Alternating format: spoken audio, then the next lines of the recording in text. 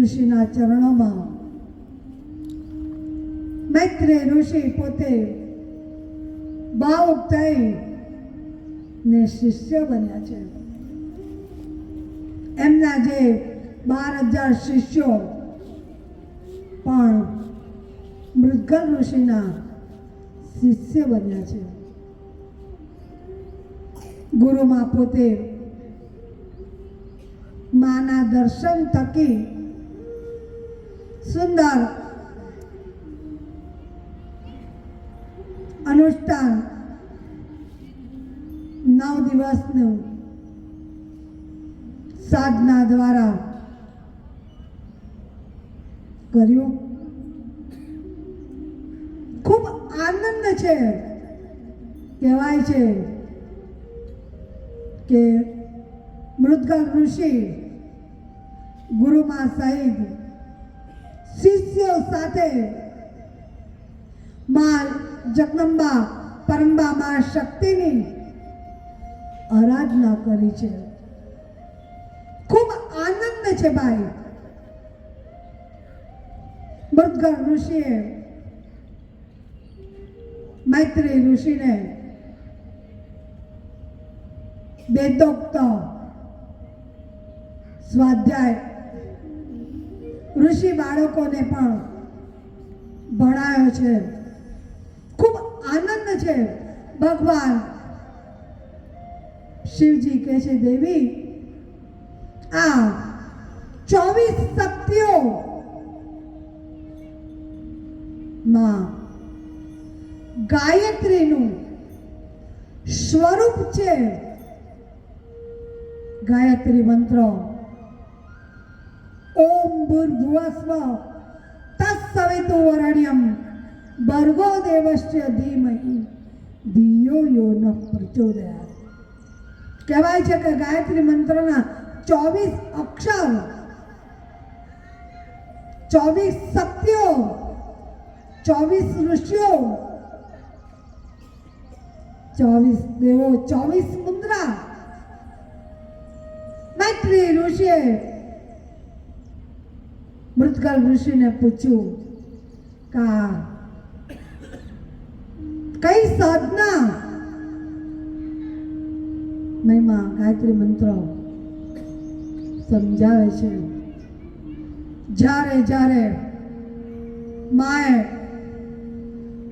જે ઋષિ મુનિઓએ તપસ્યા કરી એવા વખતે માએ પોતે નિરાકાર નિર્ગુણ સ્વરૂપમાંનું સાકાર સ્વરૂપે માએ દર્શન આપ્યા છે.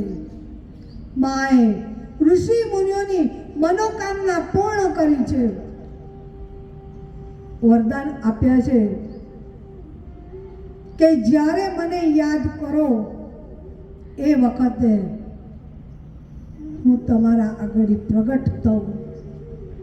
કહેવાય છે માનું એક સ્વરૂપ, એમાં વિરાટ સ્વરૂપ માનું એકોહમ, એકમાંથી અનેક માનું વિરાટ સ્વરૂપમાં જ્યારે જ્યારે ઋષિ મુનિઓ સંકલ્પ કરે છે એ વખતે માં પોતાના સ્વરૂપમાં પ્રગટ થઈ મનોકામના પૂર્ણ કરી અને દર્શન આપે છે. એવી આ ગાયત્રી મહાપુરાણની દિવ્ય ગાથા છે. દેવી સાવધાન, ભગવાન શિવજી બધાને સાવધાન કરે છે કે સાવધાન. સરસ્વતી નદીના કાંઠે કરદમ ઋષિ પોતે નિષ્કામ ભક્તિ, નિષ્કામ સાધના નિયમો અનુસાર યમ નિયમ પ્રાણાયામ આસન સાધના 8 સાધનાના અંગ છે. એના પર વિજય મેળવી ઇન્દ્રિયો પર પોતે અંકુશ રાખી કરદમ ઋષિ પોતે તપસ્યા કરી રહ્યા છે. કહેવાય છે ઘણો સમય થયો નિષ્કામ ભાઈ, કોઈ સંકલ્પ નહીં. નિષ્કામ ભાવે સાધના કરે છે. સમય જતા ભગવાન સપનામાં આવે છે કે હું એવું ઈચ્છું છું કે જગતના કલ્યાણ માટે તું લગ્ન કર ને તારા ઘરે હું પુત્ર તરીકે પ્રગટ થાઉં. જ્યારે સપનામાં વાત થાય, બ્રહ્મ મુહૂર્તમાં ભાઈ સપનું આવે, કંઈક આનંદ છે, પણ મારે કદમ ઋષિ કહે છે મારે સંસારમાં બંધાવું નથી ભાઈ, મારે તો સાધના જ કરવી છે. તે નિષ્કામ. પણ જ્યારે ભગવાને કીધું કે મારે પ્રગટ થવું છે જગતના કલ્યાણ માટે, કદમ ઋષિ છે એવી તપસ્યા કરે છે. નિષ્કામ ભક્તિ ભાઈ, નિષ્કામ સાધના, કોઈ અપેક્ષા નહીં, કોઈ સંકલ્પ નહીં. જ્યારે નારદ મુનિ ફરતા ફરતા મનુ રાજા પાસે આવે છે, વાત કરે છે ને કહે છે કે કદમ ઋષિ સરસ્વતી નદીના કિનારે સુંદર કુટીર બાંધી છે ને નિષ્કામ સાધના કરી રહ્યા છે. તપસ્યાને એવો પ્રભાવ કે પ્રકૃતિ પણ દર્શન કરવા આવે. આ વાત જ્યારે નારદ મુનિ મનુ રાજાને કહે છે તે એમની દીકરી સાંભળે છે, એના વખાણ, કદમ ઋષિના વખાણ સાંભળે છે કે એવો તપસ્વી છે, એવી સાધના કરે છે, નિષ્કામ, કોઈ સંકલ્પ નહીં. એવા વખતે દેવહૂતિ પોતે મનોમન સંકલ્પ કરે છે કે જો મારે ખરેખર લગ્ન કરવાના હોય, મારે લગ્ન કરવા પડે તો હું આ કદમ ઋષિ સાથે હું લગ્ન કરું. મનોમન સંકલ્પ કરી લીધો. માએ આવ્યા છે. ધીરે રહીને એને પોતે સમય જતા દેવહૂતિએ એની માને વાત કરી કે માં, ખરેખર જો હું લગ્ન કરીશ તો કદમ ઋષિ સાથે. જીદ કરી છે, તમે પિતાને વાત કરો. મનુ રાજાને વાત કરી કે દીકરી હવે આપણી મોટી થઈ છે, લગ્ન તો કરવા રહ્યા, તો એનો સંકલ્પ છે કે લગ્ન કરું તો કદમ ઋષિ સાથે જ.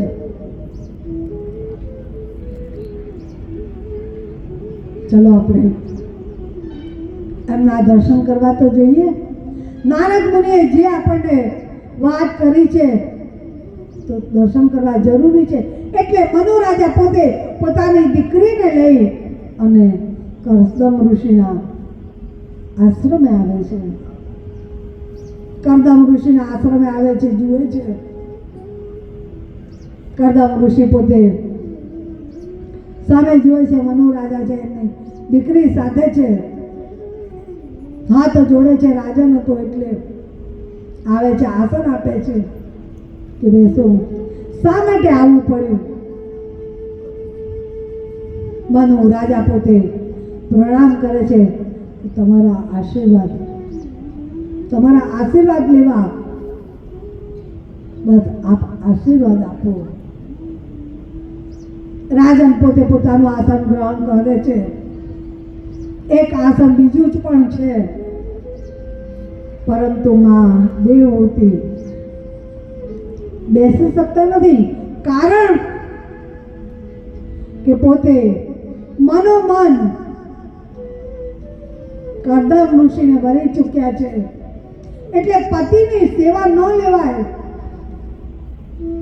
એટલે સહજ ભાવે ઋષિવરે તો કીધું કે બેસો એવી, એટલે કહેવાય છે કે પોતાનો જમણો હાથ આસન ઉપર મૂક્યો છે ને પોતે એ રીતે મુદ્રામાં બેઠા છે,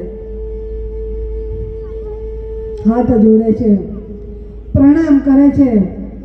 મનુ રાજા કહે છે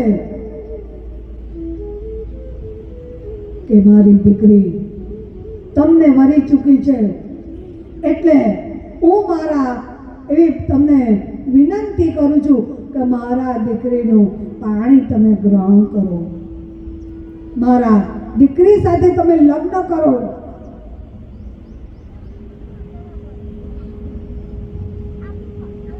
ઋષિ મુનિવાર વાત કરે છે, કઈ વાંધો નહીં, મને વાંધો નથી, પરંતુ મારી એક શરત છે. હા બોલો. મનુ રાજા હાથ જોડ્યા છે કે શું તમારી શરત છે? એટલે કે જે મારી એક શરત છે કે જ્યારે મારા ઘરે પુત્રની પ્રાપ્તિ થાય તે વખતે હું દીક્ષા લઈશ, હું સંસારનો ત્યાગ કરીશ.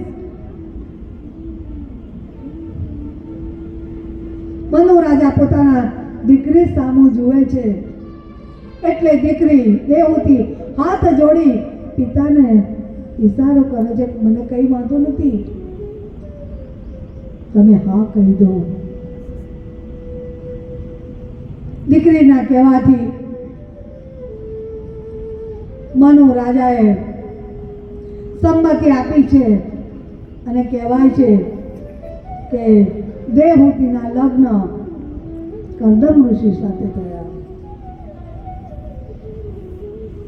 જ્યારે મનુ રાજા પોતાના ભવનમાં આવે છે, કારણ કે આ તો રાજાની કન્યા હતી ભાઈ, દુઃખ તો થાય,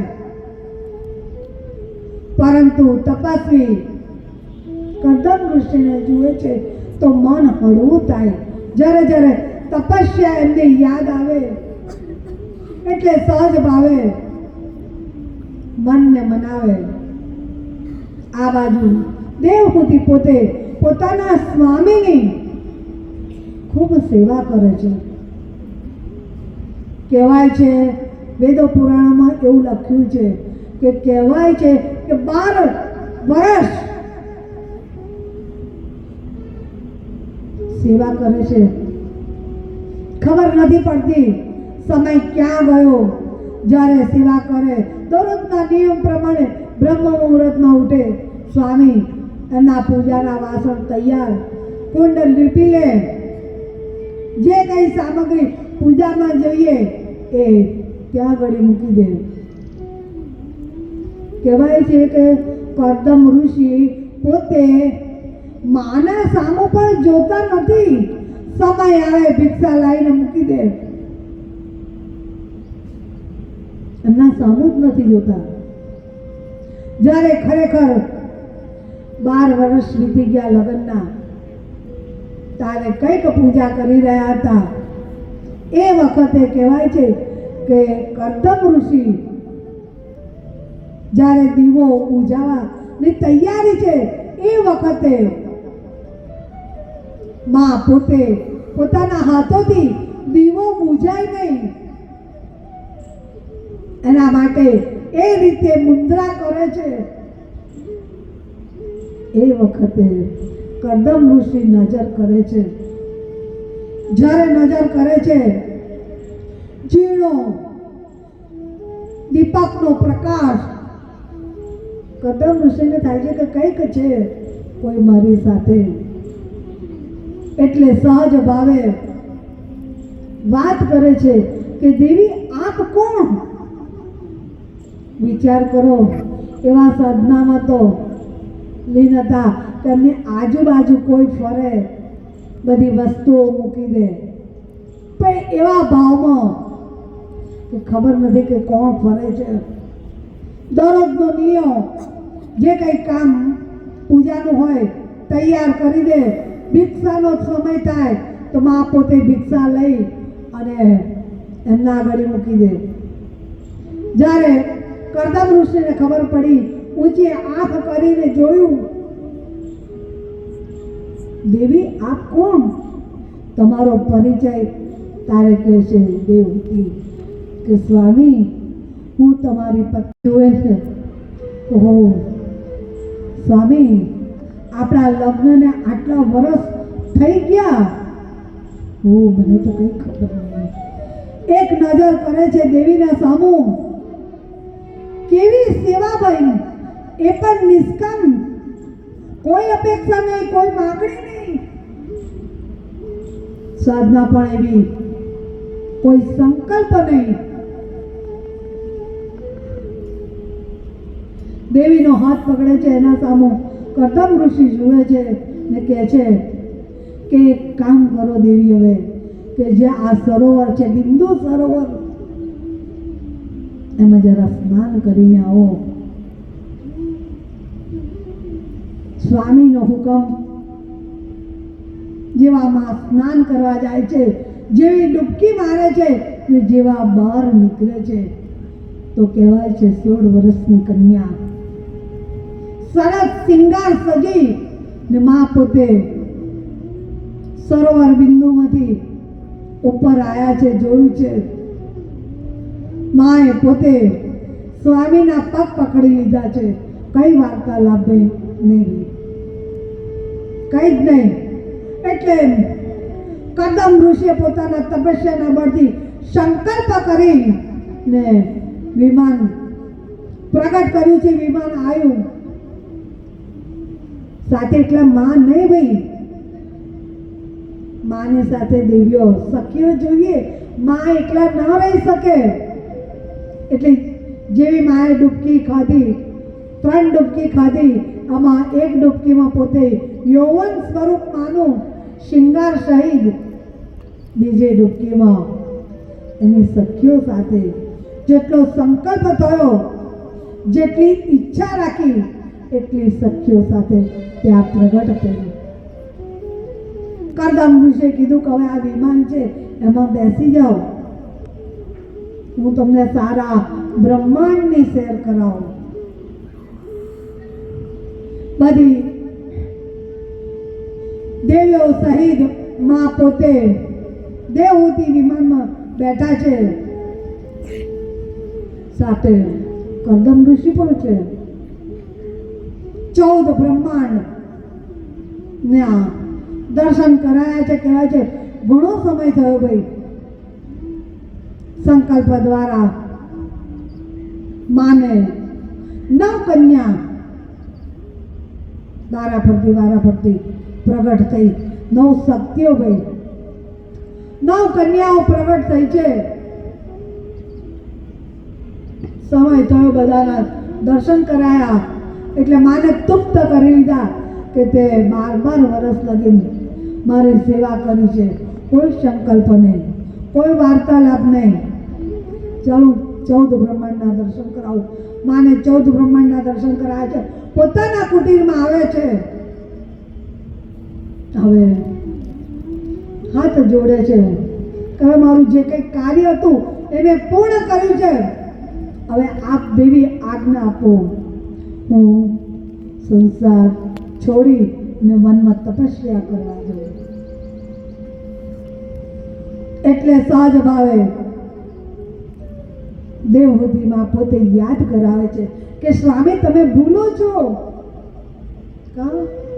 તમે કંઈક ભૂલો છો. કારણ કે તમે સંકલ્પ એવો કર્યો હતો કે પુત્ર થાય પછી હું સંસારનો ત્યાગ કરીશ. આ તો દીકરીઓ છે, એનું કાર્ય કોણ કરે? સમય ગયો છે. કહેવાય છે પોતે પોતાના આશ્રમમાં રહી અને તપસ્યા કરી છે. કારણ કે યાદ આવે છે કે સ્વયં ભગવાને દર્શન આપ્યા હતા, તે તારા ઘરે હું જન્મ લઈશ, પ્રગટ થઈશ. પોતે તપસ્યા કરે છે, નિષ્કામ સાધના. દરરોજના નિયમ અનુસાર બ્રહ્મ મુહૂર્તમાં ઉઠી અને જે નિત્ય કર્મ પરવારી પોતે સાધના કરે છે. માં દેવહૂતિ એમની સેવામાં લાગ્યા છે. સમય જતા સારા દિવસો આવે છે ને કહેવાય છે કે એમના ઘરે સુંદર ભગવાનનો અવતાર, સુંદર બાળકનું પ્રાગટ્ય થયું છે. બોલે કપિલ ભગવાન કી જય. ભગવાન પ્રગટ થયા છે. તમે વિચાર કરો કે જેના ઘરે ભગવાન પ્રગટ થયા છે, કહે છે કે હું તારા ઘરે અવતાર ધારણ કરીશ, પણ કર્દમ ઋષિ પછી ઊભા રહ્યા નથી. કારણ કે તપસ્યા કરવા માટે પોતે પોતાનું ઘર છોડીને વનમાં ગયા છે. નહીં તો ક્યાં જવાની જરૂર હતી? વિચારો, સ્વયં ભગવાન તો તમારા ઘરે આવ્યા. પણ કહેવાય છે આપણને એક શીખ આપે છે કે એ પણ પરમાત્માની લીલા છે. માયામાં બંધાય નહીં. મોહ માયામાં બંધાવું ના પડે એટલા માટે કદમ ઋષિએ જે કીધું હતું એ પ્રમાણે કે દેવી, એક પુત્રનો જન્મ થશે પછી હું સંસારનો ત્યાગ કરીશ. કપિલ ઋષિ પોતે નાનું બાળ સ્વરૂપ, માં પોતે વાત્સલ્ય ભાવે કપિલ મુનિને રમાડે છે, મોટા કરે છે.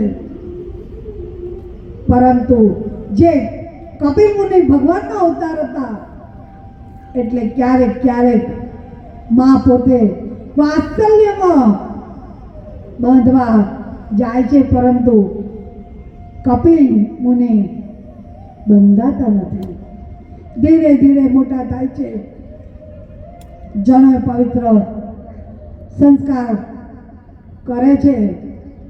પોતે બાળ ક્રિયા કરવાના બદલે પોતે કપિલ મુનિ પોતે સાધના કરવા બેસે છે. જ્યારે કપિલ ઋષિને જુએ છે માં દેવહૂતિ, આંખમાં આંસુ છે, ચિંતન કંઈક કરી રહી છે માં કે મારા સ્વામી મને છોડીને તપસ્યા કરવા ગયા તો શું અમારો દીકરો છે એ મને પણ છોડીને જતો રહેશે? સાધનામાં બેઠો છે, ક્યારેક ક્યારેક ધ્યાનમાં બેસી જાય. માં પોતે એના આગળ આવે, વાત્સલ્યના ભાવથી કપિલ ઋષિને બાંધવા જાય, પરંતુ કપિલ ઋષિ બંધાતા નથી. માં ભાવુક બન્યા છે, ચિંતન કરે છે. જ્યારે માનામાં એવો ભાવ આવે છે કે આ તો સાક્ષાત ભગવાન નારાયણનો અવતાર છે, એટલે હાથ જોડી પોતાના જ દીકરાને હાથ જોડીને પ્રણામ કરે છે. ને માં એને પ્રશ્ન પૂછે છે કે દીકરા, માયા શું છે? મોહનું બંધન શું? સુખ અને દુઃખ એ શું છે?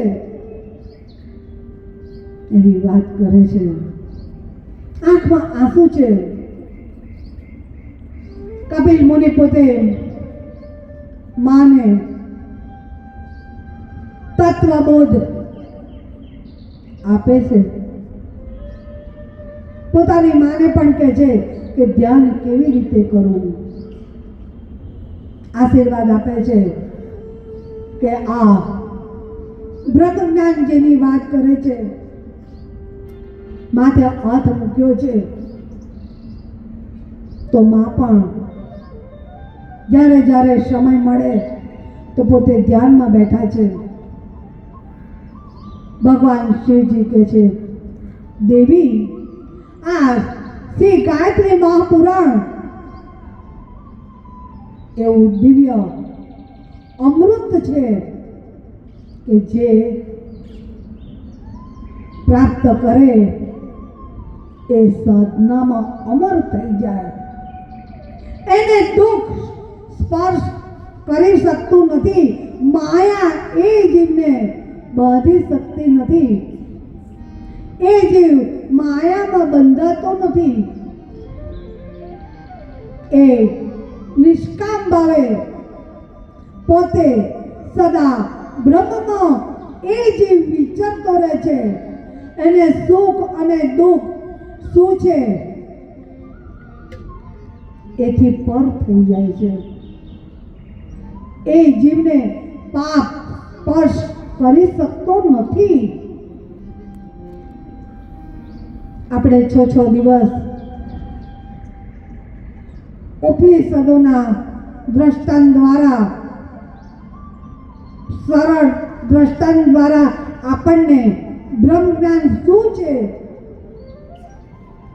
કયા ઋષિ મુનિએ સરળ ભાષામાં આપણને સમજાવ્યું. સતત એનું ચિંતન કરવાથી અમારા ઋષિ મુનિઓ વારંવાર કહે કે એ જીવને સુખ અને દુઃખ સ્પર્શ થતો નથી. સદા એ આનંદમાં વિચરી રહે છે એવી વાત કરે છે. ભગવાન શિવજી કહે છે, દેવી સંધ્યાનો સમય થયો છે, માન સરોવરમાં સ્નાન કરવું રહ્યું.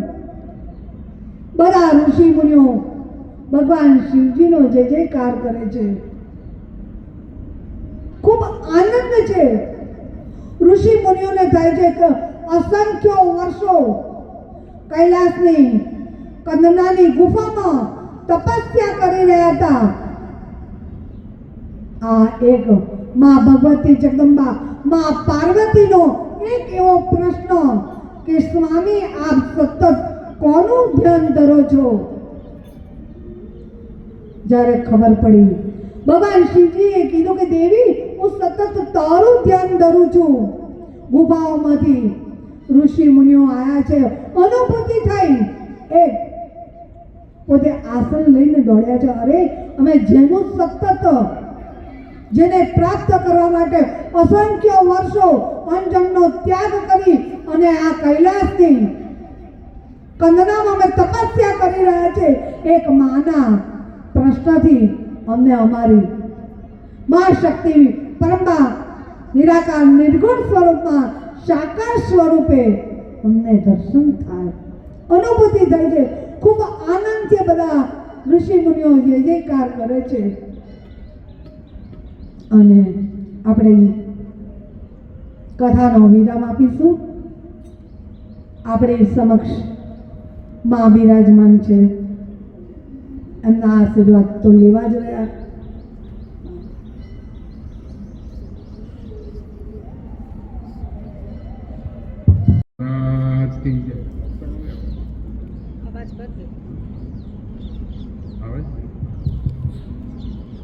પ્રિય સજ્જનો, માતાજી, ભાઈઓ બહેનો, બધાને નમસ્કાર.